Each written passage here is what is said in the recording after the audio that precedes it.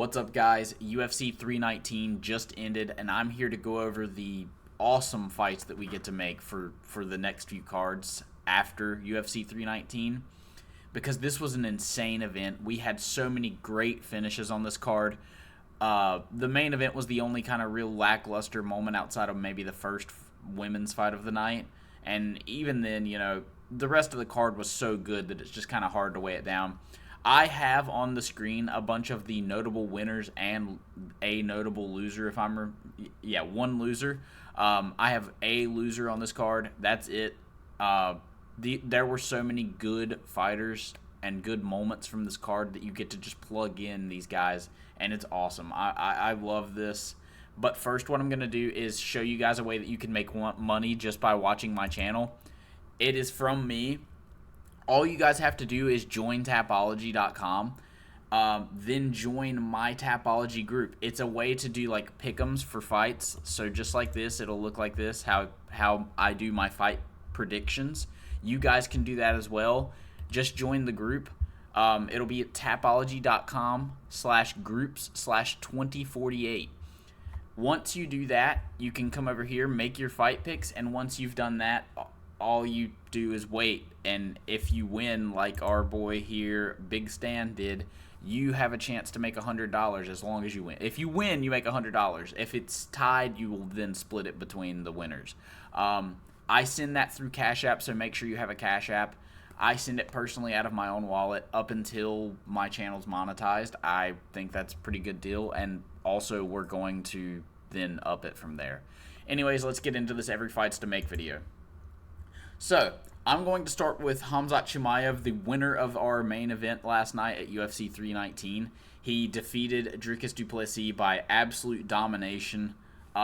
He completely dominated him throughout every round. A lot of crucifix positions and very light ground and pound that was damaging Dricus, but just not very much in the sense of fighting someone.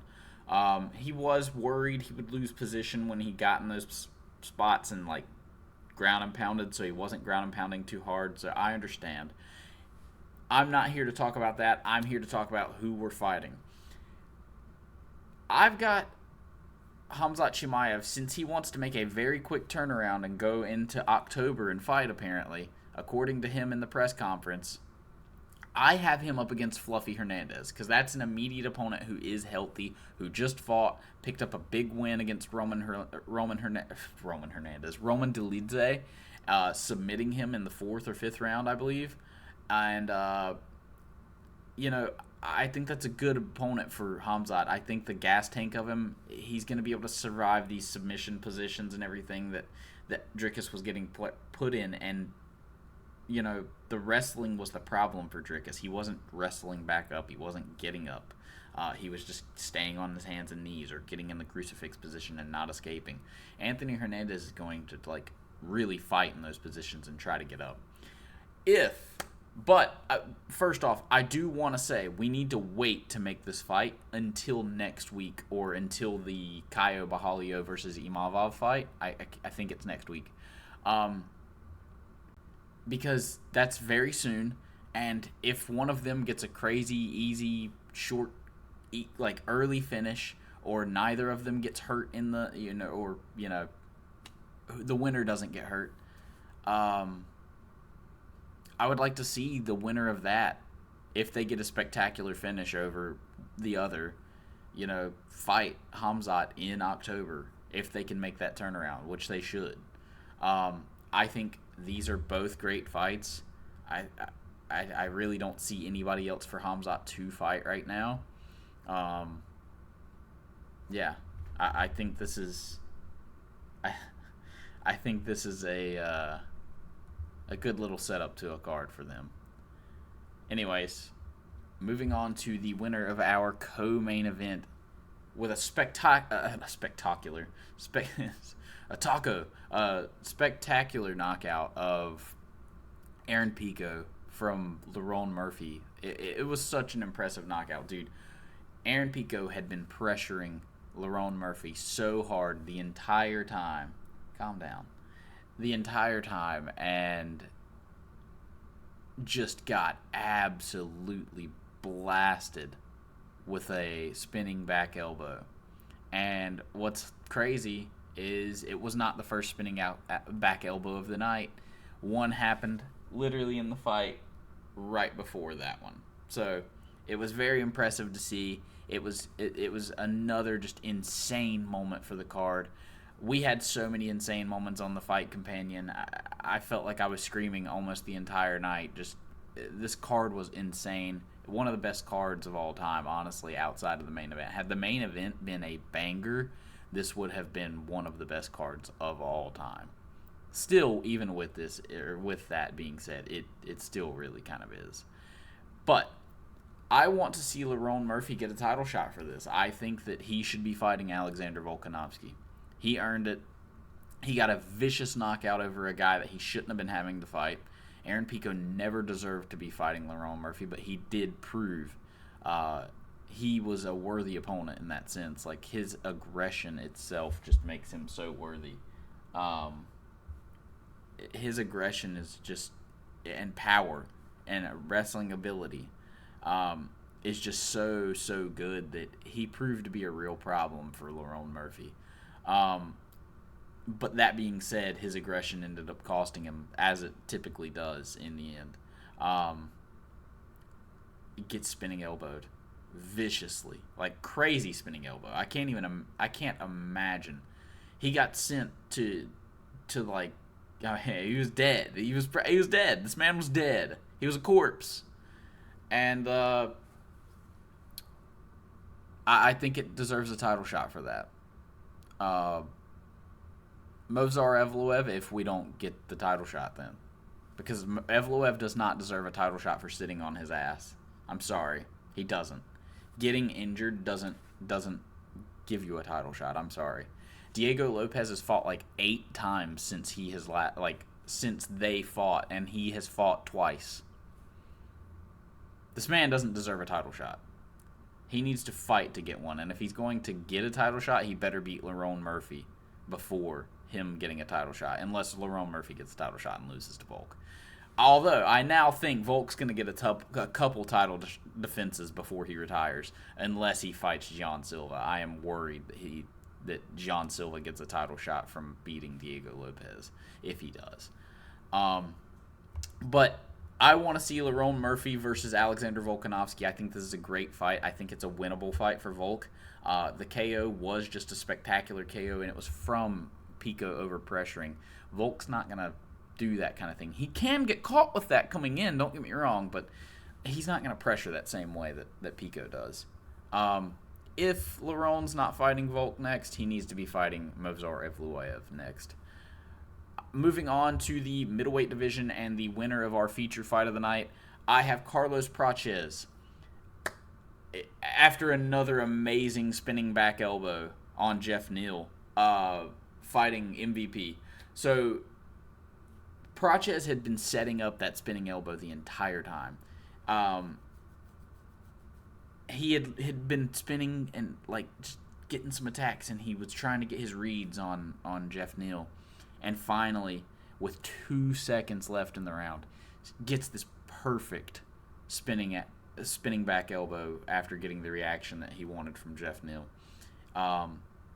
Just completely shuts his lights off. Jeff Neal makes a funny joke on Twitter saying that he slipped on a banana or slipped on something and wasn't actually knocked out, but he was knocked out. He even admitted it. But he was like, fair play to Carlos. He's an amazing fighter. I want to see Carlos Prates fight MVP though, because MVP and Prates fought both tonight, and also the backstage stuff was showing them talking a little bit, not anything aggressive or anything, but they were just friendly, talking about how they want to fight each other.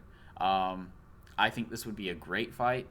It would be so exciting for us, the fans, because Prates, I think, is going to actually make MVP get into some exchanges rather than, the 3 or so exchanges we really get per fight almost with MVP. I do love MVP. He is one of my favorite fighters to watch when he does get knockouts, but, some of his antics can get a little boring every now and then. But if we can't, for some reason, get that MVP fight in Brazil, let's get the Shavkat Rakhmonov fight. Shavkat Rakhmonov, same thing with Movsar Evloev. We don't deserve title shots for not fighting, guys. Carlos Prates is the perfect opponent for him to come back to. A striker who's not going to try to take him down, and it'll allow Shavkat to really test his grappling and see where he's at post this whole injury and, the horrible things that have been happening in his life. We'll get to see where Shavkat is now in his career. I think that Prates has a really good shot in that fight because Shavkat doesn't have any head movement, and his takedown offense isn't really all that great. That's a finish that will happen in that fight. So either way you go with this, you either give me MVP or Shavkat Rakhmonov, and I'm a happy boy. Now moving on to one of the men we just talked about, MVP, the winner against Jared Cannonier in the middleweight division. I gave us two options. I gave us a middleweight option and, really two welterweight options, but I just didn't put him on the screen. He is right here. My number one option for MVP is going to be Carlos Prates. I think that he's the number one option for this fight. I don't know. They match up so well. There's two strikers. MVP hates fighting grapplers, so I just think that that's a great opportunity for MVP in general. If we can't get that matchup, like I said, I want to see MVP fight Leon Edwards. Hopefully we can make that happen in London or in England, wherever. If we can't make that happen, though, and for some reason, he only wants to fight Leon in England, that's a thing for him. So if we can't make that happen, because he's very bullish about it being specifically in London or whatever, let's make him fight Izzy at middleweight. Another striker, so he'll kind of be happy about that, I think. Muslim Sadikov at welterweight would be so fun, but he's not ranked. Anyways, my brain just got sidetracked. Sorry. Israel Adesanya versus MVP would be a fantastic fight. I think there'd be so much counter striking and waiting. But Izzy is the kind of guy, he's not really a counter striker. People think he is, but he just jab, circle, leg kicks at range. That's his aggression, honestly. He leads the dance with a jab, circle, leg kick. He really doesn't counter all that often. I have MVP versus Carlos Prates as the number one option. I think that's the best fight to make out of this. Then Leon Edwards is the number two option, although I don't think that will happen. And then Israel Adesanya as a somewhat realistic option for a middleweight fight for him. Moving on to the flyweight division, we have Timothy Elliott. Fraud checks Kai Asakura, makes Demetrius Johnson's resume look just amazing still, and makes Pantoja's resume look a little suspect, seeing as how it was a lot easier for him than it was Pantoja. Kind of weird. But maybe that's just Timothy Elliott's weird style, I guess, coming into play. I don't know. I don't want to, put... Maybe Kai Asakura is injured. I just don't believe Japanese guys can fight outside of a couple of them, to be fair. Anyways, that being said, Timothy Elliott, I was very impressed by your performance. I thought that you absolutely dominated a bum in Kai Asakura, apparently. But you're great. You absolutely dominated him, submitted him with a mounted guillotine. Very impressive, and it showed you're still up there and deserve to be competing at this higher level. Well, a guy who fought at a pretty high level but took a fight on short notice, and I think should be taking this fight as well with Timothy Elliott, would be Jose Ochoa. He fought Asu Almobayev a few weeks ago, if I'm not mistaken. I want to say last week, but I'm pretty sure it was a few weeks ago, not last week. It definitely was not last week. It was a few weeks ago at this point, and I think this would be a very competitive fight, especially if we get a kind of full camp Jose Ochoa. He had just been starting his camp, if I'm not mistaken, for another fight, and then jumped in short notice against Asu. I picked him to win that fight. A little mistaken, but, he had very good moments in the fight, and had he had a full camp for Asu Amobayev, I think he would have done pretty well. If we can't make that fight happen, the winner of Charles Johnson versus Lonnie Kavanaugh, that's coming up in China next week. China's next week, if I'm not mistaken. The China card. We will find out who the winner of this fight is, and that's who I want Timothy Elliott to fight. I either have him against Jose Ochoa or Lonnie Kavanaugh or Charles Johnson. Whoever wins that fight. I feel like that's actually a pretty hard fight to call. The length and range of Charles Johnson, I think, will give Lonnie Kavanaugh a little bit of problems. But those kicks of Kavanaugh, he's very fast. He does slow down a little bit. So if it hits round 3, man, I could see Charles Johnson giving Kavanaugh some problems. So I'm not really sure who's going to win this, so I did put them both here. Normally, when I have some confidence in a guy, I'll kind of put that on here and put just a guy or just this guy. But I don't really know yet. But yeah, Timothy Elliott should be fighting Jose Ochoa or the winner of the Lonnie Kavanaugh versus Charles Johnson fight. Moving on to Bissair Suskayev. What a debut from this man. He almost threw it away, though. I warned about this, I think, not in my prediction video, but before the fight companion, because I don't know if he was in my prediction video. But in the fight companion, I said, this Eric Nolan dude has serious one-punch knockout power, and he has, ridiculous power. When he touches people, bro, it hurts them. Every time he was landing on Suskayev on his face, you could tell it was really bothering him. That confidence that he was sitting there smiling and, doing all this, little Anderson Silva, playful things, gestures. Once he was getting hit, those faded really quickly because he felt the power that Eric Nolan had. But he ended up winning the fight. Impressive performance. Gets a rear naked choke. And, yeah, I would like to see him take a little step up. Although I'm glad they kept Eric Nolan. I want to see him in the future, too. I have a man I hate up against Bissair Suskayev.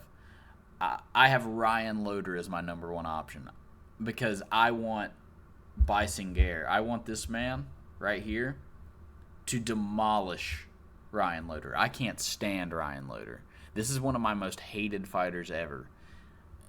Someone reminded me a lot of him in his fight last night. And it pissed me off. I hated it. I crashed out for 15 minutes. I was screaming at one of my friends.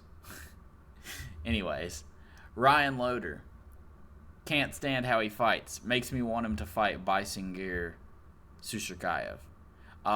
If we can't get that, a fucking badass fight to make would be Marco Tulio versus Bissair Suskayev. Marco Tulio has an awesome stand-up style. I love it. It's very explosive, very quick, but he can do it for more than one round. He has power, unlike Shara Bullet with his kicks and stuff. I mean, Shara did start putting some steam on his kicks and everything in his last fight. I would love to see Shara and Tulio fight. That'd be an awesome fight. But, yeah, Bissair versus Tulio, sign me up. I'm here for it all day. Moving on to the middleweight division. We're still here. Mikuel Olisha gets a big win over Gerald Meerschaert, GM3. He knocks out GM3. Impressive, but kind of called at this point. GM3 is not one of the better guys, and it just made Mikuel Olisha's takedown defense look like it should against GM3. So I've got two very solid fights for Mikuel here. I have Nursultan Ruziboyev or CLD. I have Christian Leroy Duncan as my number one option. I think that's the best option for this fight. If you want to see some fireworks and have fun, exciting moments, there will be a lot of clinching from CLD. He does that for some reason. Like, he'll do crazy stuff and then clinch you. And then back out and do some crazy stuff and then clinch you. And then the longer the fight goes on, the more clinching happens and the less crazy stuff happens. So hopefully that would be a first-round finish from either guy. And not a decision, because that would be a very boring decision in the end. Or we have Nursultan Ruziboyev. I can't remember who you just picked up victory against. It's just blanking. This terrible fight memory of mine. Anyways, Nursultan Ruziboyev, I think this is a great fight against Mikuel Olisha. It definitely shows him like a big... Oh, he didn't get a fight because the fat one pulled out of this card. That's what it is. Nursultan Ruziboyev's last win was against Eric McConaughey. And Brian Battle's fat ass was supposed to be on this card today and be fighting Nursultan Ruziboyev. But now I've got Mikuel Olisha fighting Nursultan Ruziboyev or Christian Leroy Duncan. Nursultan kind of deserves it, honestly, since he didn't get a fight for this card. But since Mikuel had a very quick fight, maybe we can do this in Brazil since Mikuel's a fighting nerd now. Moving on to the lightweight division, I have Alexander Hernandez, who had an awesome performance against Chase Hooper.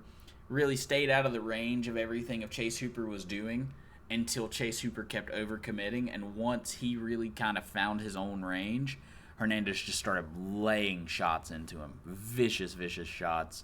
The fight was stopped a little early. You definitely could have had a few more good ground and pound shots landed and got a real finish out of it, but fight was stopped nonetheless. Alexander Hernandez just absolutely beat the crap out of Chase Hooper the entire fight for the most part. It's not like he was just putting incredible volume on him or anything, but anytime he really landed, you could tell Chase Hooper just did not have any confidence to fight him. I thought Chase Hooper had worked on his striking, and it looked like he really hadn't, but I assume that was mainly he was just like kind of concerned with what Hernandez was about to do. Because he is a powerful-looking dude. I would be worried to fight him, like looking across. I don't want to see that kind of guy. Anyways, I have him fighting Terrence McKinney. I think this is an awesome fight. I'm surprised we kind of haven't seen it yet. But Hernandez had taken a massive step up, and now he's had some massive steps down, lost to some bad guys, beat some good guys. And now it looks like he's kind of back on track. He's on a 3-fight win streak, although 2 of those fights he probably should have lost the decision of. We won't talk about that, though. We're on a 3-fight winning streak. Terrence McKinney's on a little streak, if I'm not mistaken, knockouts. And now Hernandez just got a knockout. Let's pack them together. Let's get them up. I love this fight. I think this is a fantastic fight to get going for the lightweight division. And I think it's kind of guaranteed fireworks, honestly. If we can't make that happen, I have Alexander Hernandez against another guy who won a fight tonight, although I did not view it as a notable win, so I didn't put him as one of the guys to make fights for. I have Drakkar Klose. He did defeat Edson Barbosa tonight, or last night. It was a very, very close fight up until the moments where Drakkar Klose just kind of had him worn out and was landing some big shots. Edson Barbosa he's starting to look his age, man. He looked like he had a stroke, and I'm dead serious. I'm not sure, and it's not me joking, and I feel bad for saying that, but it's kind of worrisome. I want the best for guys like him. Like Edson Barbosa is one of the guys I've watched since I've watched MMA, because I remember him wheel kicking Terry Edom and stuff, so that's kind of concerning seeing him like that in that position. Hopefully it's just scar tissue and not actually he had a stroke. Anyways, moving on to something more lighthearted. I've got Hernandez versus Drakkar Klose. I think this would be an exciting fight outside of when Drakkar Klose just kind of does the exact same thing that Christian Leroy Duncan does. It's like these two guys have been caught or something. Because I know Drakkar Klose has. That Beneil Dariush fight haunts him to this day because he was winning that fight until he got caught. Just swinging and marauding forward, kind of like Aaron Pico. But Drakkar Klose just swings and swings and swings, and then he'll clinch you, and swing and swing and swing, and then he'll back out of range, not do much, swing, swing, swing, and then he'll clinch you again. Even if he gets you hurt, he'll clinch you. So that could make the fight kind of not so exciting, but, you would have to deal with that, and it is what it is. Drakkar Klose is a pretty solid fighter. He wins far more than he loses, and that's better than you could say for Edson Barboza at this point as well. All right, let's move to our Ultimate Fighter winner. The Ultimate Fighter flyweight winner for this season was the Uncle Chael's guy himself, Joseph Morales. I counted this dude out. I thought he had no chance in winning. Honestly, I thought he was going to get just ragdolled and beaten up and just out-cardioed, out-muscled, out-everything by Alibi Idris. I didn't think Alibi's more technical. I just thought he had more like that yeary kind of wild man in him where you're just not going to stop him. Incredibly wrong I was. Let's move me out of the way real quick. Oh, Jesus Christ. Sorry about that, boys. There we go. Now I'm moving. But I've got... Sorry, I'm all over the place now. Joseph Morales, incredible performance, dude. I counted you out. I thought you were going to get knocked out, to be fair. And you absolutely dominated this fight. Not one moment was Alibi really in this fight. You dominated him. Incredible performance. Proved me wrong. Huge underdog win, too. I mean, underdogs were great on this card, for some of them. I know Drakkar Klose was one of them as well, and I think Alexander Hernandez was as well. Incredible fight for underdogs. I know Tim Elliott was. Great underdog card. Anyways, I have Joseph Morales, and that is if this guy is still in the UFC. I think he might be. Up against Matt Schnell. Matt Schnell's a terrible fighter, and I just want to see bad things happen to him. The way Joseph Morales looked in there, he would piece him up, just beat him up. We should get Joseph Morales some easy wins since this is his second stint in the UFC, but we kind of also need to boost him up against some names pretty quickly. And that's why I gave him two guys that have names, but they're not good fighters. They have names that you've heard them up against other fighters, like the guy I'm going to mention as well after Matt Schnell. Matt Schnell's fought literal guys who fought for belts, like Steve Erceg, and so has this man. The second fight I would book for Joseph Morales would be Ode Osborne. I think Ode Osborne would be one of the better matchups for him. He's fought high-level competition, and has a name in the sense because he's fought high-level competition, but he hasn't done good against them. So Joseph Morales can go in there, beat up some guy like Ode Osborne, or if Ode Osborne can go in there and then beat the tough winner, I mean, this kind of gets him a little bit back on track. Both guys, that being Matt Schnell or Ode, but Matt Schnell's not winning. Joseph Morales, I've got you up against Matt Schnell, Ode Osborne. Look for these fights. I think these would be great fights to make. Moving on to our main event's loser, we have Dricus du Plessis. A very uninspiring performance from du Plessis. Didn't really wrestle or try to get up. Stayed very safe in a lot of the positions outside of when he got crucifixed and ground and pounded some. I have Dricus du Plessis in a must-make matchup. I should have almost put no one else other than this man up here. It is the matchup to make. You do not make any other matchup in this division with Dricus or with Renner. You put RDR versus DDP, and you make absolute magic happen. Magic. This would be the most Looney Tunes fight of all time, and I promise you that. I can't wait to see it. It's the fight to make. UFC, you make this fight. If for some reason RDR gets a title shot, we make Fluffy versus Dricus. Unless Fluffy gets a title shot and Renner gets hurt. If for some reason Renner's out of the picture for Dricus and Fluffy takes a title shot, we then give Dricus the winner of Caio Borralho versus Imavov, or the loser. These are every fight that I think should happen post UFC 319. I think this is an awesome set of fights. You tell me what you guys think about the fights to make, what I made, what you guys think should be made. Yeah. These are the fights I think should happen. You tell me what should happen. And if I'm right, I think these are awesome. Anyways, bye.